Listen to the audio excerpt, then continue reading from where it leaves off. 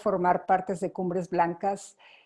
Cuando me invitaron, pues no sabía ni de qué se trataba y ha sido un viaje como ir a una montaña, pero un viaje de conocimiento y acompañada de estos expertos que saben muchísimo de glaciares. Y bueno, pues a mí me corresponde en este que es un relatos de la epidemia glaciar, porque en verdad parece que hay una epidemia, nuestros glaciares están terminando. Y cuando a mí me invitaron, les decía, yo pensé, si puedo salvar mis glaciares en México, quiero estar ahí, quiero hacer algo. Y con esa idea llegué y mis amigos glaciólogos me dijeron, pues ya no hay nada que hacer, se van a exterminar y en verdad es una noticia que dan ganas de llorar. Pero pues hay que seguirlos estudiando, lo poco que queda.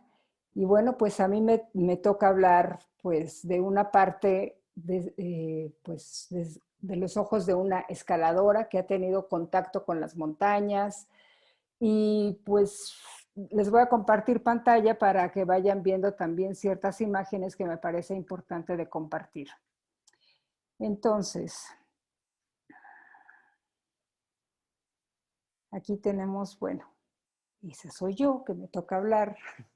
Y como les decía, pues yo empecé escalando en roca y no sé si todos han tenido la oportunidad de ver este gran documental, Mountain, que está basado en un también hermoso libro, se los recomiendo mucho, que se llama Montañas de la Vida, en el que nos relatan, el autor nos relata de cómo se fue formando la Tierra, hablando en cuanto a geología, por supuesto, y cómo esas formaciones después se fueron transformando y jalando la atención de nuestros ojos y cómo nos fueron impactando, cómo nos fueron enamorando, cómo nos fuimos introduciendo pues a explorarlas y pues también leer los relatos de aquellos primeros eh, aventureros, porque pues ahora ya nos desplazamos en aviones y hay muchos modos de, incluso viajes virtuales. Agarramos la computadora, lo googleamos y ahí estamos, ¿no? Pero imagínense y transportémonos a aquella época en la que ni siquiera había cartografías de los lugares, en donde no podían montarse en un glaciar y decir el camino va por allá, sino era una súper aventura el ver cómo se los invitaba a ir a esas montañas, a las que poco a poco otras personas, otros aventureros, fueron descubriendo que existía todo esto, les llamó la atención, llegamos otros escaladores ya montados en que ya habían ciertos mapas y podíamos aventurarnos, abrir nuevas rutas, etcétera.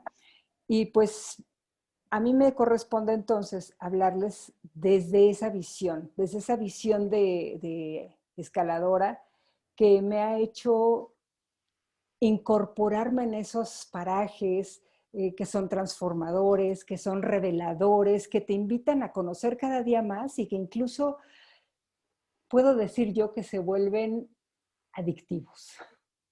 Muchos te llaman a ellos como ven a conocer las cumbres y entonces ahí vamos los escaladores en búsqueda de aquellas cumbres, en búsqueda de lo que muchos llaman la conquista de lo inútil, el conocer aquellas montañas, aquellos grandes parajes. Aquí les tengo esta fotografía que es a la izquierda de la pantalla el Lhotse, la cuarta montaña más alta del mundo, a la derecha el Everest. Y vean nada más que majestuosidad. Pues cómo no nos van a invitar a ir a conocerlas, a descubrirlas. Y como mi historia no va a ser, más bien mi narrativa no va a ser contarles la historia de la formación de todo esto, sino más bien creo que es la deformación de todo esto, eh, se los quiero mostrar más que nada con imágenes que son más impactantes, como decimos, que las palabras. Y un motivo muy importante que me ha tocado vivir, aparte de todas estas transformaciones, pues ese sí fue uno, el derretimiento de nuestros glaciares. Aquí esta fotografía es la fotografía de pues hace muchísimo tiempo, del Popocatépetl. El Ventorrillo pues era un gran atractivo también. Llegar a aquellas grietas tan profundas, tan grandes, que muchos de ustedes, algunos de los que están escuchando probablemente no los hayan conocido. Tuve el privilegio de meterme a estas grietas, de dar los pioletazos, sentir cómo caía el hielo sobre mi cara y esa vertical y estar en ella subiendo es algo que me ha traído mucho, la roca, el hielo, la montaña, y entonces este glaciar ya no existe. Este es uno de los que ya no existe, así como ya les contará otro de mis compañeros cómo están desapareciendo, es una tristeza. Pero otro sitio que también me ha tocado vivir muy de cerca y que quiero compartir, como les decía, en imágenes, es la montaña más alta del mundo, con su glaciar del lado de Nepal, que es el Everest. Y aquí les tengo estas fotografías que yo tuve oportunidad de estar en el Everest, primera ocasión, donde dice primavera de 1989, así estaba el glaciar. Un momento en el que habíamos muy pocas personas, donde se gozaba realmente de aquella aventura, de llegar a los glaciares, de ir descifrando, pues de ir descifrando por dónde vas y cómo vas subiendo y tus ritmos y demás. A la derecha está, mismo año, 3 meses después, otoño. Ya está más cargado de blanco, más nevado, pero de todas formas se vive esa soledad, se vive esa limpieza todavía de la montaña. Y abajo a la derecha, primavera 1999, que fue el año en el que yo subí, ya se ven más tiendas, no se ve afortunadamente tanta gente todavía. Me tocó todavía, pues, buenas condiciones. Sin embargo, hay una parte más arriba de donde está esta fotografía que se llama el Valle del Silencio, en donde confluyen del otro lado de la fotografía que les mostré anteriormente del Lhotse y el Everest, es del otro lado, y el Valle del Silencio, cuando yo fui 10 años después, se descongelaba de una manera que yo me escandalicé. Dije, pues aquí si me subo en un kayak bajo más rápido. Podría dar risa, pero la verdad es una tristeza. Y es una tristeza ver cómo se está desgajando aquello. Y la última, yo no estuve ahí afortunadamente, que vean nada más la romería, primavera del 2019. No quiero imaginarme siquiera lo que es estar ahí adentro, y el glaciar del Khumbu le llaman el popcorn, porque en verdad parecen palomitas de maíz, y que si quitas una y se desgaja, se cae todo, termina con la vida de toda esta gente. Yo me acuerdo cuando estaba allí, bueno, yo iba en tal situación de tensión que quería incluso acallar mi corazón para escuchar en qué momento iba a venir un derrumbe. Aquí, con todos los que hablan y saben, son turistas ya de montaña, hay un derretimiento más rápido, no por ello, sino por toda esta evolución y toda esta masificación que está habiendo por todos lados en el mundo y el descuido que estamos teniendo. Sí, es muy triste que nuestros gobernantes, podemos echarles la culpa, no hagan nada, no tengan algunas iniciativas. ¿Cómo es posible que el gobierno de Nepal no ponga un alto? Y podemos quejarnos, sí, pero con la queja no vamos a lograr nada. Lo vamos a lograr con acciones, y es con acciones individuales, aunque parezca poco. Y lo hemos visto ahora, cuando el año pasado sobre todo estuvimos más guardados por el COVID, y cuántas especies nos salieron. Estos son unos huemules, y yo me acuerdo, siempre me ha gustado fotografiar. En 1991, que fui a la Patagonia, estaba con mi cámara, como siempre, y por allá en el bosque, dentro de los pocos árboles que había, pero por allá vi unos cuernitos que se movían. No sabía qué era, pero lo filmé. Cuando regresé con los guardaparques, no daban crédito y lloraban y decían entre ellos, che, es el huemul. Y bueno, es que ellos creían que se había extinguido. Ser parte de haber visto y tener la evidencia de un animal que sigue vivo, y que nosotros y que todos tenemos derecho a esta vida y todos podemos estar allí si somos suficientemente inteligentes para preservarlo, es importante. Lo importante también de todo esto es que han habido en algunas situaciones, en algunos países que se han puesto la pila, el cómo, qué acciones vamos a tener en nuestras áreas naturales protegidas. Hay que emularlo, hay que mejorarlo, siempre es posible. Incluso hay países que estaban viendo el año pasado ya cómo se van a reincorporar a nuestras áreas naturales. Y eso es importante que lo hagamos. ¿Dónde está nuestra conciencia para regresar en un estado mucho más maduro, mucho más sólido, mucho más amable y estando realmente conectados, no solamente con nosotros y nuestro egoísmo de ir a escalar montañas, sino de preservarlas para las futuras generaciones? Para mí es una pena que estos de las fotografías son mis hijos, que son corredores de montaña, que no hayan conocido los glaciares. Es una pena también, yo ya no voy a las montañas aquí en México porque hay muchísima gente y las multitudes yo les huyo. Pero mi hija me puso una alerta cuando me dijo, ¿te has dado cuenta que no hay una sola letrina en el Parque Nacionalista Popo? ¿Te has dado cuenta lo que...?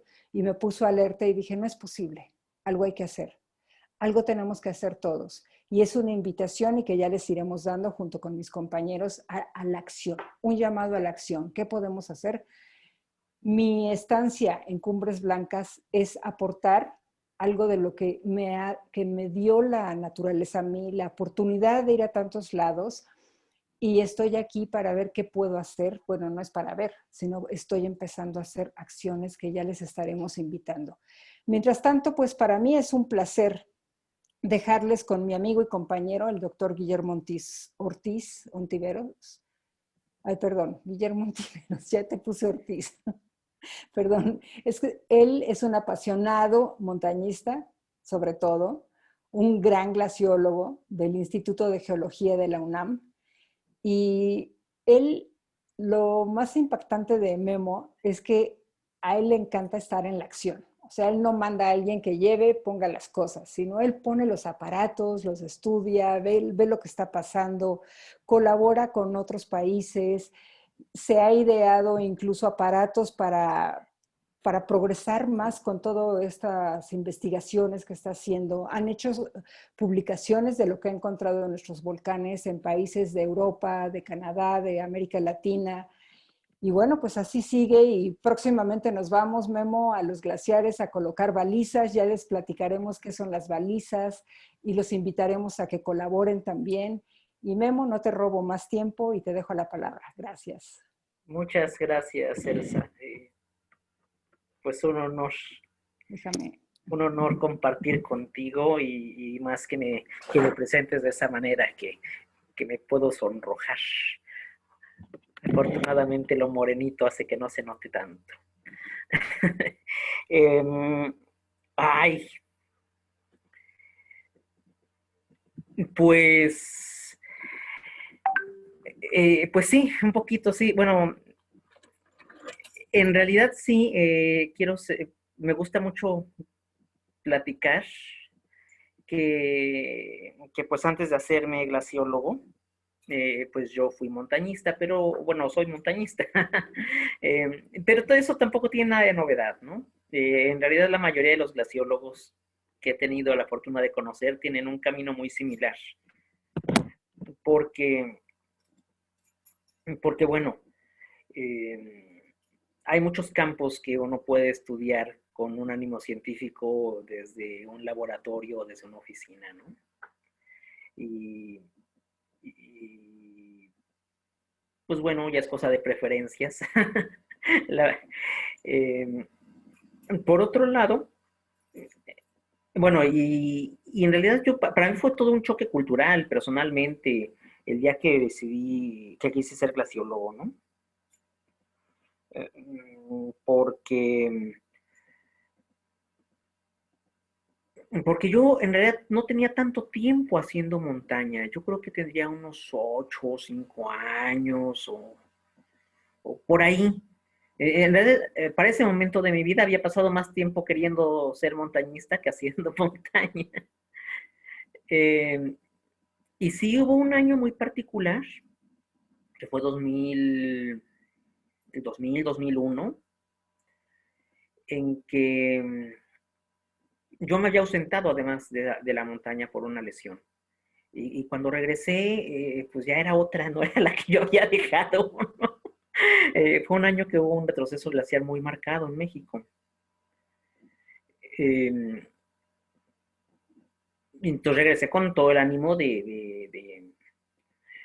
pues como mucha gente, bueno, ¿qué está pasando, no? ¿Qué ocurrió aquí? Y, y me di cuenta ahí pues que no había mucha información al respecto. Encontré los libros de los reportes de José Luis Lorenzo, que hizo el primer inventario glaciológico por ahí del año 58, principios de los 60. Encontré los estudios de Hugo Delgado en el Popo, que además fueron bien oportunos, porque al poquito tiempo comenzó el periodo eruptivo y fueron de mucha utilidad. Pero no encontraba nada sobre lista, sobre el pico. Bueno, aquí tengo que señalar también para los amigos que no estén muy familiarizados con las montañas de México, y también agradecer a todos los compañeros yo no digo de América Latina, sino de los Andes, pues que nos hacen un huequito porque las montañas de América Latina, los glaciares de América Latina, son los de los Andes. Y, y nos suman a nosotros que no estamos en los Andes, pero pues tampoco estamos en los Alpes, evidentemente, ni en los Himalayas, ni en las Rocallosas, ni en ninguna otra gran cordillera. Y aunque sí los volcanes de México pertenecen a una cordillera, a un eje volcánico, eh, pues las alturas son mucho menores en general, no son como para tener glaciares. Entonces son así como unos puntitos salpicados, que además han hecho han jugado un papel muy importante en la identidad cultural del mexicano, ¿no? En todas las películas de lo que llamamos el siglo de oro, aparece el Popo y el Ista con sus glaciares. Y en los códices también, y los mexicanos le tenemos mucho cariño a esos glaciares, aunque muchos ni siquiera conozcan la palabra glaciar, ¿no? Y bueno, seguro ya me perdí aquí un poquito, pero ese agradecimiento era importante. Entonces les contaba, me puse a investigar, dije, pues no sé, si no hay información sobre esto, encontré información justo de las cordilleras grandes, ¿no? Dije, pues alguien tiene que generarla, si no, básicamente esto pues va a retroceder y puede llegar a desaparecer sin que nadie formalmente se entere, ¿no? Como que quedara en lo anecdótico. Dije, si alguien le va a dar formalidad científica y pues alguien tiene que hacerlo y si yo puedo hacerlo, pues lo hago, ¿no? Fue como una cosa muy automática. Es algo necesario y no sé quién lo pueda hacer, pero yo puedo o creo poder, pues lo hago. Y, y pues no sabía ni por dónde entrarle. Hasta que un día por azares de un noticiero digital encontré una entrevista con Hugo Delgado, me enteré de su existencia, le escribí, y lo siguiente que supe fue que estaba inscrito en un posgrado en geofísica para hacer esto, ¿no? Y que entraba al posgrado condicionado porque todavía no terminaba la tesis de la licenciatura. Entonces, y de ahí, pues, pues básicamente no me he separado en especial del glaciar del Pico de Orizaba, también llamado Citaltépetl. Algo que muy pocas personas saben fue que la primera vez que yo subí con ánimo de hacer una instalación de equipo, era la primera vez que yo subía a ese volcán. y, y bueno, pues básicamente lo fui conociendo en el camino, me fui aprendiendo pues a identificar sus comportamientos particulares. Fue como como que todo lo que yo leía de glaciología iba a ver si ahí funcionaba o si ahí realmente sucedía. Eh, Porque otra cosa que además se convirtió durante un buen rato en uno de nuestros objetivos de estudio fue identificar pues estos glaciares aislados de sitios grandes, cómo podíamos estudiarlos. Había una teoría de glaciares tropicales, hay una teoría de glaciares de latitudes medias, pero pues no encajaba en las definiciones formales ni de uno ni de otro. Y, y bueno, pues con datos que fuimos adquiriendo en ese momento, fuimos tratando de ver a qué se parecían, a qué no, eh, creando hipótesis. Primero todos los equipos que usamos pues eran prestados. Eh, las primeras balizas las instalamos con una perforadora que trajo Luis Maicincho, con quien hablamos ayer, creo que fue la plática de Luis. Sí, ayer. Intentamos sacar un núcleo de hielo con apoyo del IRD que nos envió ahora me acuerdo su nombre, un técnico francés que por cierto ya no hace glaciología. Y así todo fue, en realidad con el apoyo también de estos compañeros de América Latina, de los Andes, que dijeron, pues, mexicanos, éntrenle, aquí les ayudamos, aquí les enseñamos. Bueno, nosotros aprendimos, pues, por supuesto, tomamos cursos sobre meteorología en la UNAM y todo, pero bueno, la experiencia en campo la tenían ellos realmente. Y con esos apoyos de equipo, sobre todo para tener con qué medir, fuimos creando ya nuestra propia experiencia. Y formando un equipo, porque al principio éramos Hugo y yo y montañistas, amigos muy entusiastas. Ya después vino Jorge Cortés, que se encargó de hacer un segundo inventario glaciar, de reconstruir incluso la historia de los glaciares desde el espacio, de corregir las mediciones del mismo José Luis Lorenzo, que había hecho en los años 50. Y la última adquisición fue Víctor Soto, que él no traía un ánimo ni de montañista ni de glaciólogo, sino de saber qué pasaba con el suelo congelado. Todo el permafrost, que además dijimos, claro, pues eso es lo que va a quedar después de que desaparezca el glaciar, ¿no?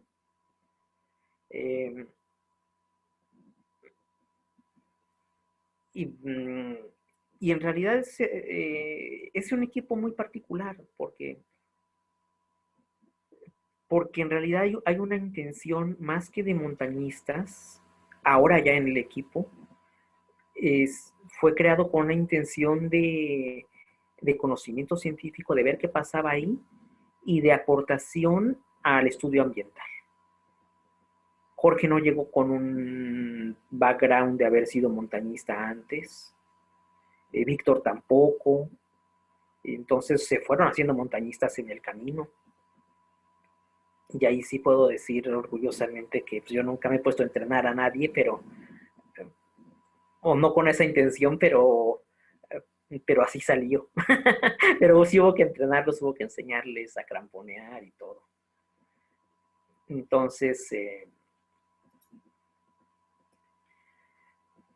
pues no sé, en realidad todo esto rollo que les cuento es por este tema de que sí pudiera decir que en términos personales, eh, pues algo que surgió así como un ánimo de si hay que hacer, si algo se tiene que aprender, lo aprendemos, porque esto no se puede quedar sin que nadie lo estudie. Pues se ha vuelto una cosa muy larga de aprender todo lo que sea, de las técnicas básicas de la glaciología, ¿no? Tratar de ponernos a la par con los que ya llevaban años de monitoreo y de estudio previo.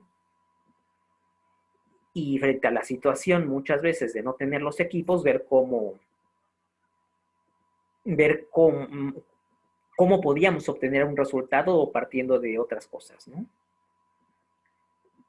Y ahí pues ha habido experimentos muy interesantes, unos fructíferos y otros no, por eso son experimentos, de implementar cámaras infrarrojas, de jugar con la fotogrametría digital en sus tiempos más incipientes, ¿no? Nosotros hicimos un primer intento de fotogrametría digital todavía en el 2013. En realidad fue al año siguiente de que el primer software de SFM viera la luz. Y bueno, pues en este contexto de cómo se llamó esta plática, o como se está llamando, de la epidemia, eh, pues los síntomas ya los estamos viendo. En realidad yo comencé a platicar ahorita esto con el ánimo no de los síntomas que ocurren en el glaciar, que son lo que hemos platicado durante toda la semana con todas las otras pláticas, de el retroceso, los agentes que provocan este retroceso, carbono negro, gases de efecto invernadero, aumento de las temperaturas, disminución de la humedad y de las precipitaciones, etcétera. Pero también está teniendo un efecto en la gente. Y por eso hablé de este equipo, ¿no? Gente que no haya tenido realmente contacto con la montaña en su vida y que dice, yo quiero estudiar eso. Que no es un reto muy, muy fuerte, yo creo, para alguien con ese perfil, porque pues alguien con un ánimo de montañista hasta lo puede ver como, ay, voy a tener un pretexto para poder salir toda la vida.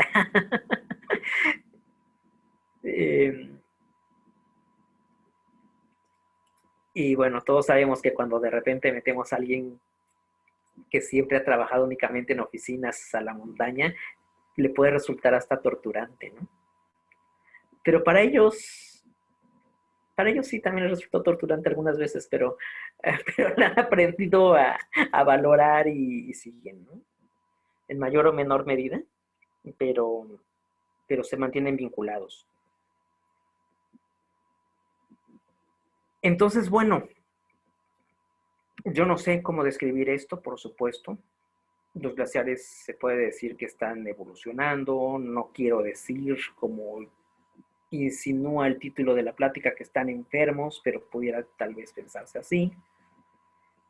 Pero están moviendo a la gente. Yo creo que lo más importante en este sentido es que los glaciares no se vayan como si estuviera muriéndose un dinosaurio y todos nos detenemos a nada más a decir, pero qué bonito es. Sino pensar, ok, ¿qué lo causó? Y eso mismo, ¿qué otras especies o qué otras situaciones puede hacer que cambien? Y cómo prepararnos al respecto, sobre todo. Son luces de alarma muy grandes, ¿no? En este caso no se prenden, se apagan, pero son lucesotas de kilómetros cuadrados que los que sabemos interpretarlas tenemos que hacer que los demás las vean. Entonces, bueno, creo que hasta acá mi relato de la epidemia glaciar. Y gracias a toda la gente que está haciendo eco con esto. Pues si puedes presentar a Jimena de una vez, aunque no está. Es que no la veo conectada, por eso no la presento. No, sí, pero Sí, muchas vamos a... gracias, Memo. Ah, Jime ya estás. nos, Ah, no, com- no eres tú. nos comentó que no iba a poder asistir, pero nos dejó un videíto. Jime es maestra en glaciología y se ha enfocado en estudiar los glaciares desde la óptica. Les voy a compartir el video que nos dejó, donde habla pues más que nada sobre su experiencia como glacióloga. Me confirman, por favor, si se escucha. Sí, sí.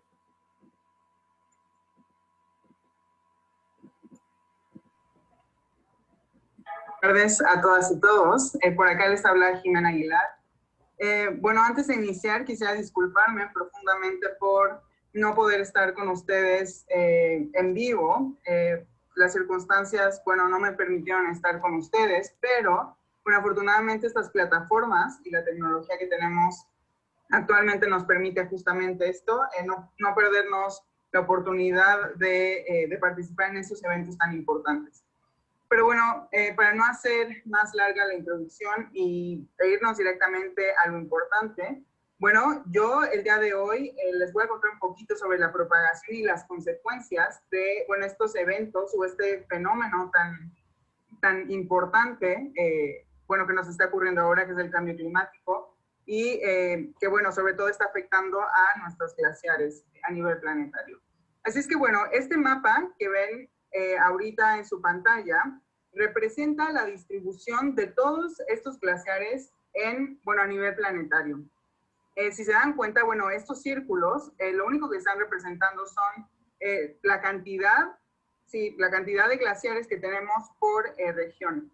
También, si se dan cuenta, estos círculos, algunos tienen cierta fracción azul y otros tienen mayor cantidad de verde. Bueno, esto lo único que indica son estas fracciones azules, nos están indicando la cantidad o la proporción de glaciares que terminan en el mar, en sistemas acuáticos.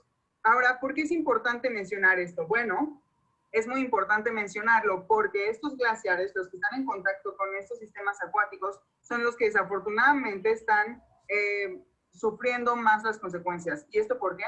Bueno, además de que estos glaciares regularmente están en altitudes más bajas, bueno, además también están en contacto directo con el océano.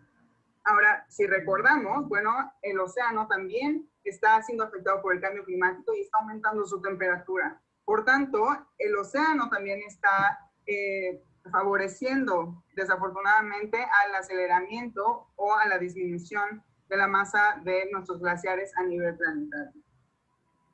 Pero, bueno, ya para entrar en esta situación de la propagación y las consecuencias, realmente, ¿cuánto deberíamos preocuparnos por lo que está ocurriendo en nuestros glaciares? Es decir, realmente es una situación que nos debe preocupar o, vamos, porque muchos sabemos, muchos y muchas saben que los glaciares, bueno, también tienen un ciclo natural y ese ciclo natural también está dado por el derretimiento constante de los glaciares, ¿no? Es un sistema vivo y que es bastante complejo y está sujeto a estos procesos de pérdida y de ganancia de masa, que como ya lo comenté, es parte natural o el ciclo natural de estos cuerpos gigantescos de hielo. Así es que realmente tendríamos que preocuparnos tanto, es decir, ¿qué tan oscuro se ve el panorama? Bueno, desafortunadamente el panorama se ve así, totalmente oscuro, totalmente negro. Y ahora, no es que esté siendo alarmista, no es que esté siendo totalmente negativa y que crea que ya no nos queda absolutamente nada por hacer. Simplemente los datos son lo que es realmente lo que nos arroja, que este panorama no se ve nada favorable para los próximos años. Como pueden ver en esta gráfica, a partir de 1960, todos o la mayoría, un gran porcentaje de los glaciares que les mostré en este mapa con estos círculos, bueno, desafortunadamente tienen una tendencia negativa. Casi todos tienen una tendencia negativa. Son contados los glaciares que no muestran esta tendencia negativa. Y esta gráfica es, bueno, hasta el 2020, pero desafortunadamente para el 2021 esta tendencia no ha cambiado. Sigue igual, sigue constante y es negativa. Ahora, desafortunadamente los niveles de CO2 en la atmósfera no han disminuido. Aún con todo este rollo de la pandemia, las partes por millón que tenemos en la atmósfera, de hecho, fueron mayores o son mayores ahora que el año pasado. Así es que algo no estamos haciendo bien. La temperatura en promedio se estimó para el año 2020 que incrementó en promedio 1.2 grados centígrados. Ahora, el punto crítico que se había esperado, que se esperaba, eran 1.5 grados centígrados para evitar a finales de este siglo. Así es que ya casi los alcanzamos, el panorama efectivamente se ve muy oscuro.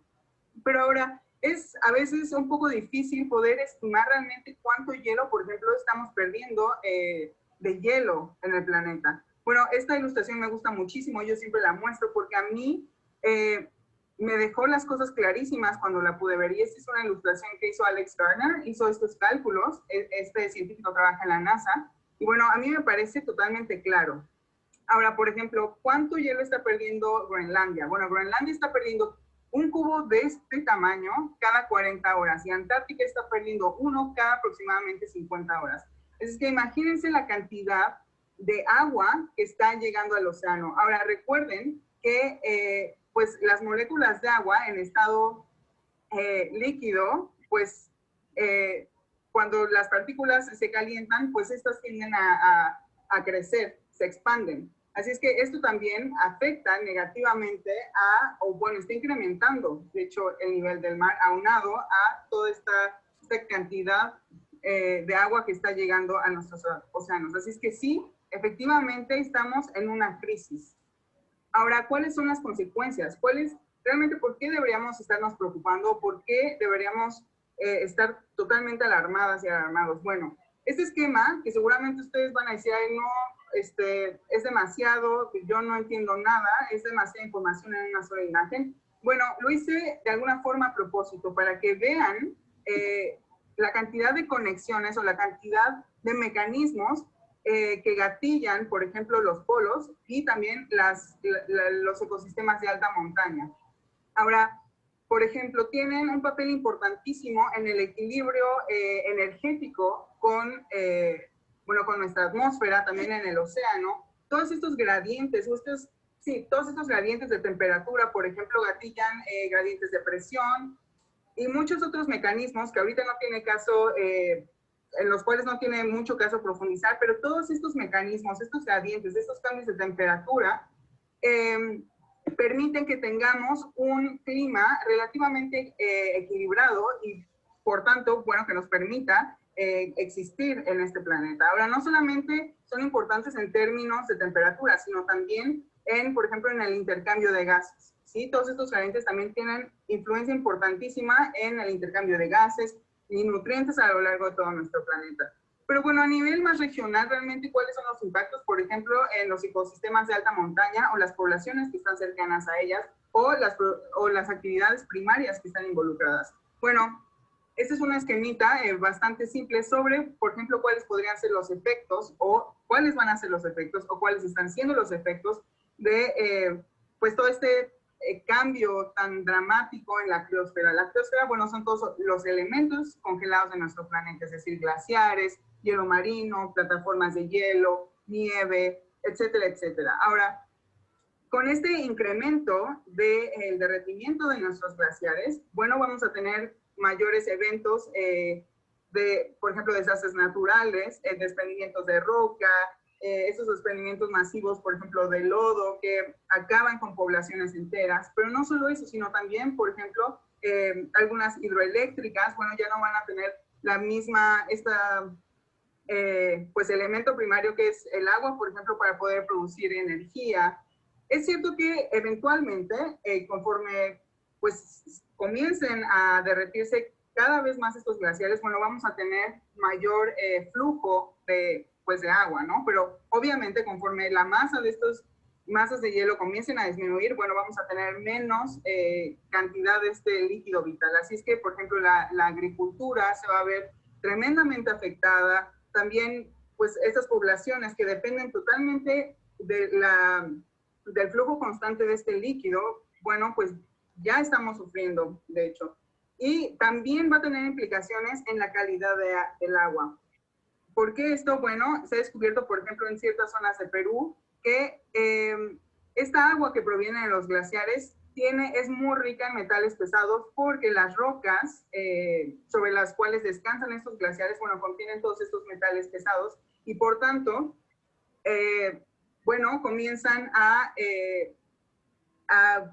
tener mayor presencia en esta agua que, bueno, es de consumo humano. Así es que estos, entre muchos otros efectos, bueno, van a afectar terriblemente no solamente al ecosistema en general, sino también a nosotros. Ahora, si nos vamos más o ponemos más atención en los ecosistemas de alta montaña, ¿qué es lo que va a suceder? Bueno, a medida que estamos perdiendo hielo en las zonas altas, obviamente vamos a tener crecimiento, por ejemplo, de la vegetación. Esta vegetación va a ir subiendo cada vez más a zonas más altas y, bueno, se va a ir poblando no solamente de esta vegetación, sino ciertos animales, bueno, van a comenzar a ocupar estos espacios.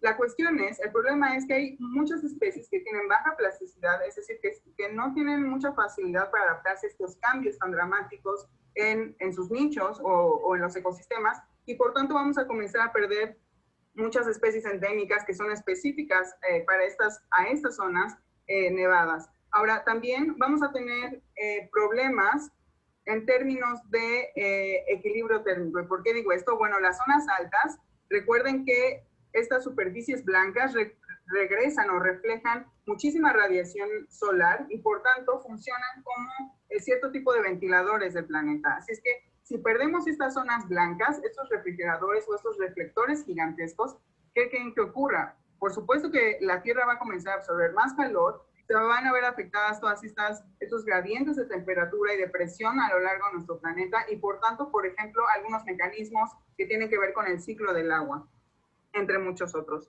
Ahora, obviamente esto va a tener o nos va a traer más consecuencias sociales y económicas de las que ya tenemos. Por ejemplo, algunas actividades primarias como la pesca, todos estos cambios en el régimen de las corrientes que influyen en la cantidad de nutrientes o algunos espacios específicos para ciertas especies, bueno, van a afectar los stocks de peces, el stock de peces, y por tanto, bueno, ya no vamos a tener este recurso tan fundamental para la humanidad.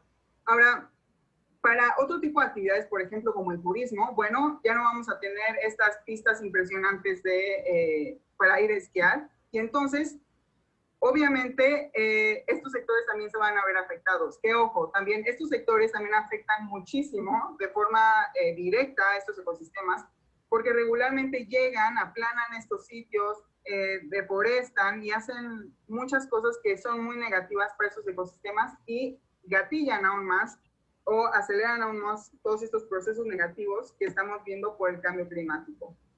Ahora también en la agricultura se va a ver tremendamente afectada porque, bueno, vamos a tener olas de calor tremendas, también sequías muy, muy fuertes que, bueno, la verdad es que nos van a poner en jaque en algún momento.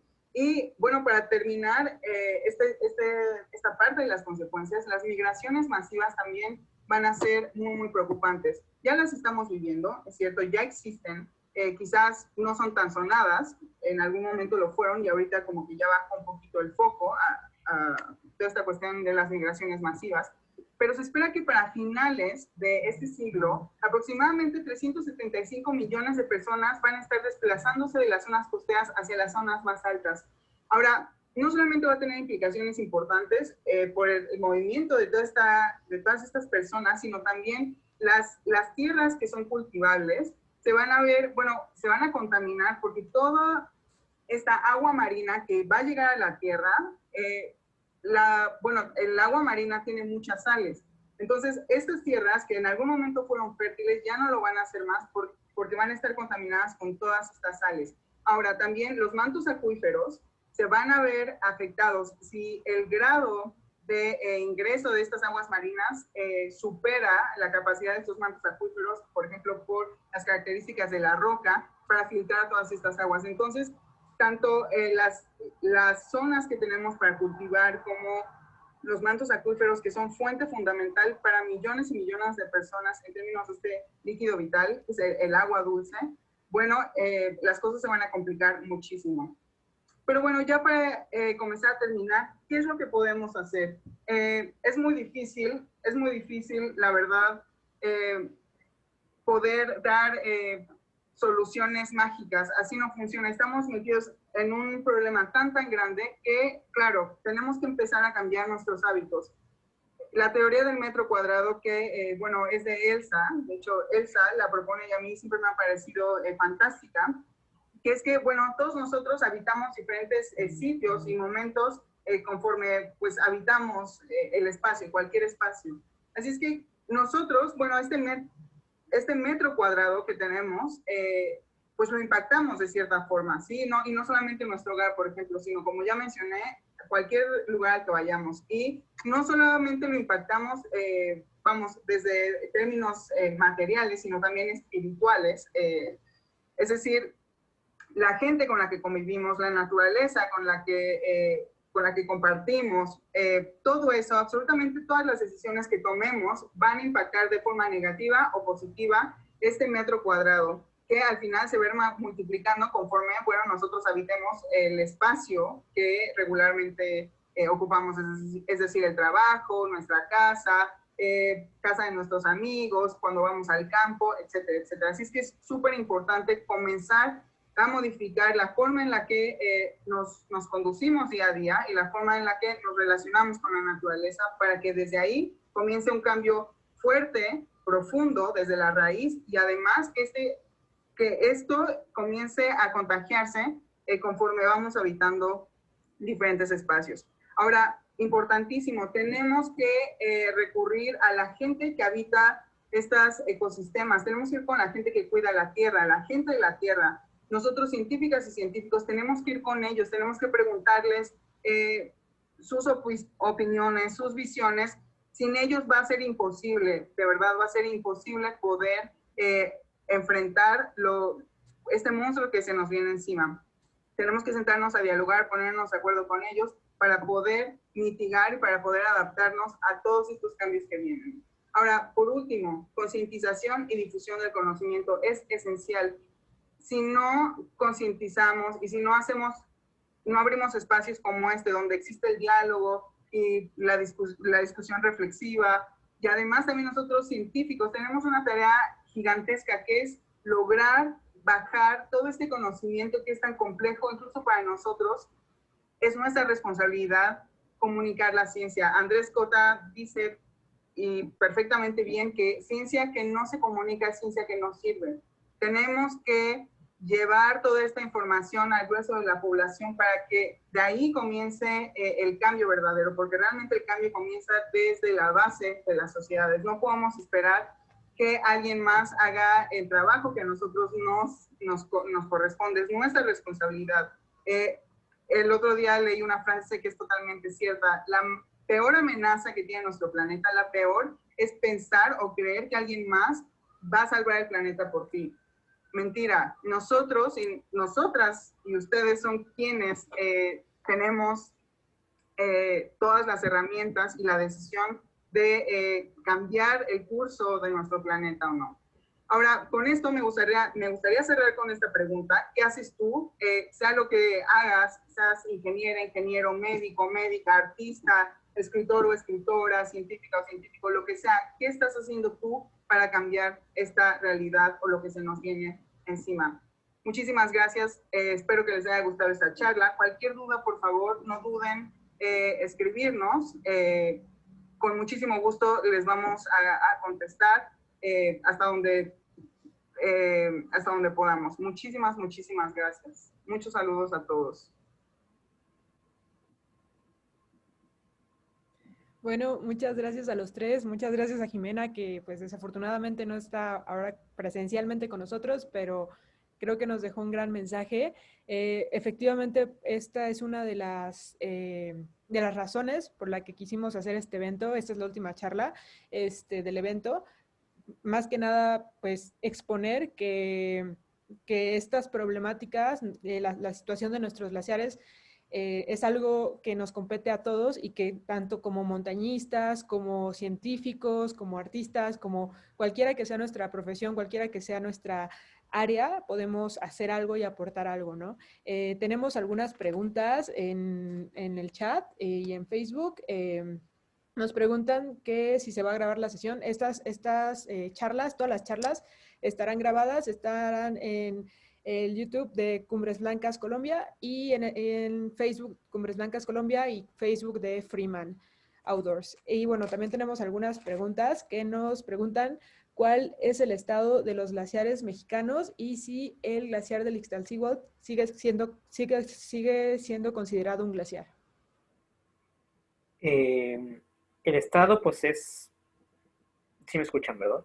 Sí, ya, te escuchamos. El estado, pues, es el de todos los glaciares, sobre todo de los glaciares tropicales. Es un estado de retroceso.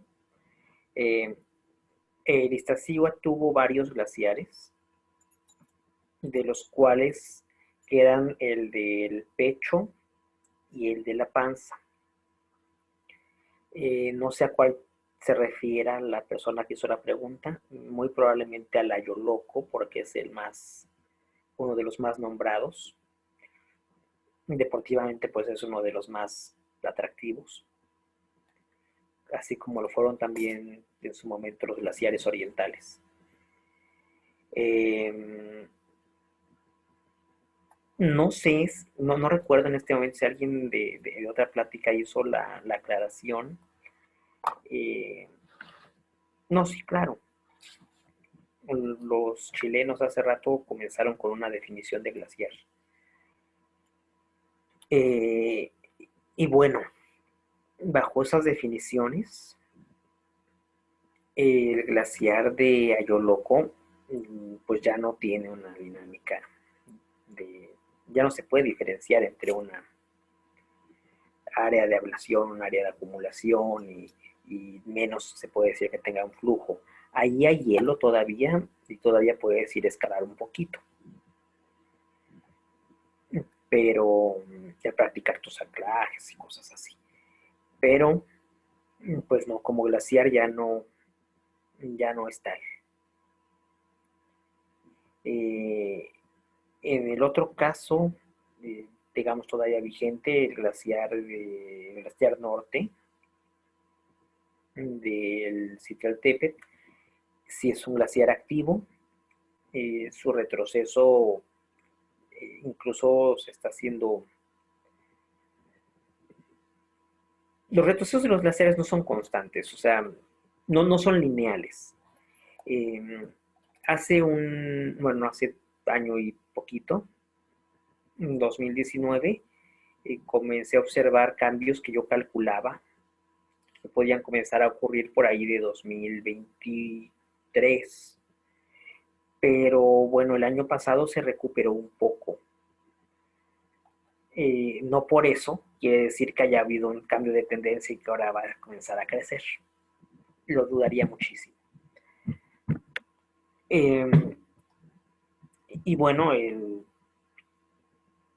glaciar del Popo todos sabemos cuál es su estado, ¿no? Es extinto no por causas climáticas, sino por actividad volcánica. Y bueno, me quedé un poquito confundido a raíz de todo el problema que tuvimos el lunes. Creo que es parte de lo que platicaríamos el lunes.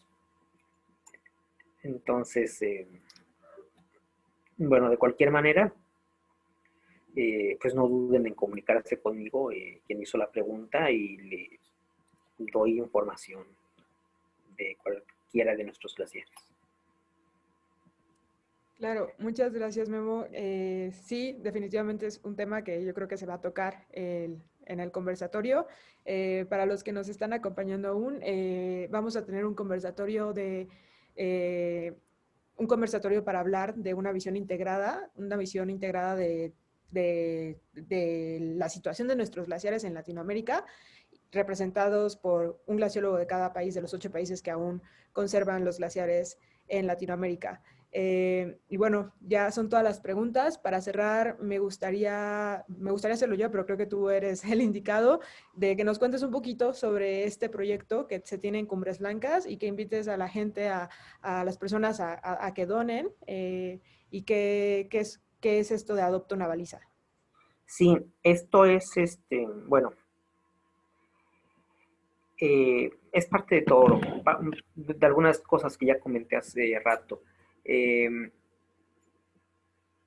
México tenemos glaciares y forman parte de una identidad cultural muy importante, y hay también ecosistemas endémicos muy característicos, estrechamente relacionados con los glaciares, así como actividades económicas. Sin embargo, a nivel nacional, no tenemos la situación, por ejemplo, de Bolivia, que no sabría decir qué porcentaje, pero estoy seguro que es más del 60% de su recurso hídrico viene del glaciar, ¿no? Nosotros tenemos otro tipo nuestras cuencas no son mayormente glaciares, pues. Y tal vez eso haya contribuido a que pues México no tiene una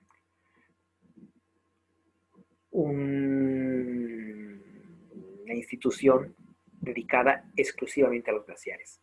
Entonces, en el Instituto de Geofísica de la UNAM se comenzó a llevar este estudio, más que nada por el interés científico de estos glaciares, no tanto por una cuestión de recurso hídrico, ¿no? Como consecuencia de estos primeros estudios, nos dimos cuenta de que sí es importante a nivel local comenzar a estudiar los peligros asociados y cómo adaptarnos a una región sin glaciares. Pero estos estudios se hicieron por medio de programas universitarios y a través de becas de estudiantes. Todas las personas que yo platiqué que yo mencioné hace rato, hicimos nuestros estudios, nuestras investigaciones de glaciares siendo estudiantes y siendo financiados como estudiantes. Actualmente no hay un proyecto que financie la investigación.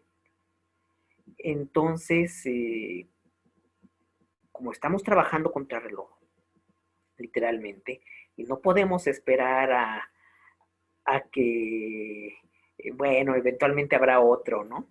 Que seguro sí lo habrá, pero no sé si ya sea exclusivamente para cuestiones periglaciales. y cuando lo haya no queremos tener espacios tan grandes, al menos de datos vacíos, ¿no? Fue que pues yo decidí tomar la investigación en mis manos. Estamos usando los equipos adquiridos por la UNAM. Actualmente yo estoy financiado personalmente, o sea, como sueldo, también temporalmente, por CONACYT, que es el Consejo de Ciencia y Tecnología de México. Y pues estoy albergado en una estancia postdoctoral en la Universidad Veracruzana. Entonces, bueno, está la cooperación, ¿no? Ellos me dan el respaldo institucional, otra institución, digamos, me mantiene, ¿sí? Me da un sueldo, la UNAM pone los equipos, pero no hay con qué financiar el resto de cosas que implica la investigación glacial, ¿no? Salidas a campo, pues cosas que no se pueden considerar equipos como tal, por ejemplo, las balizas mismas, ¿no? Por eso fue que pues decidimos comenzar una campaña para reunir fondos para solventar estos gastos, pues para el tiempo que más se pueda, que alcance, ¿no? Y de hecho esta iniciativa tampoco quiero decir que la hayamos inventado en México. Esta estructura de adoptar una baliza ya la utilizaron en Colombia, teniendo un plus que fue, creo que lo más atractivo y la base de su éxito, que es también crear una red de ciencia ciudadana, que ahora se llama, en la cual se involucre a gente, a ciudadanos, pues, a no científicos, gente no institucional, a tomar mediciones, a compartir datos, a informarse de la situación ambiental. Y es el esquema que estamos repitiendo en México. Para eso, pues ya comenzamos esta campaña. En las redes sociales de Cumbres Blancas pueden consultar. Hay los formatos para donar recursos. también lo que obtienen, por supuesto, al involucrarse de esta manera. Y eso lo comenzamos apenas hace unos pocos días. Y pues todos están invitados a involucrarse con nosotros en esto. Yo personalmente me sentiría muy agradecido. Yo personalmente los mantendré informados de cómo sucede todo esto, pero pues sobra decirles, creo, que el mayor beneficio es ambiental, por supuesto. Claro, muchas gracias Memo, muchas gracias Elsa. Los invitamos a checar los proyectos de todos nuestros colaboradores de Cumbres Blancas México, Cumbres Blancas Colombia, Ecuador, Venezuela, Glaciares Chilenos y Glaciares Libres. Y muchas gracias por conectarse y por estar y apoyar la Cumbre del Agua. Gracias, Andy, por tu apoyo también. Gracias a todos los que se conectaron. Gracias, Memo. Un placer estar contigo. Lástima que no estuvo Jime, pero está con el corazón y porque, bueno, sigue sus estudios y próximamente se va a hacer un doctorado. Y gracias está apuradísima. Y además, bueno, ya por fin se puede mover. Tanto tiempo que estuvo esperando poder salir, ya hacía falta. Totalmente. Gracias a todos.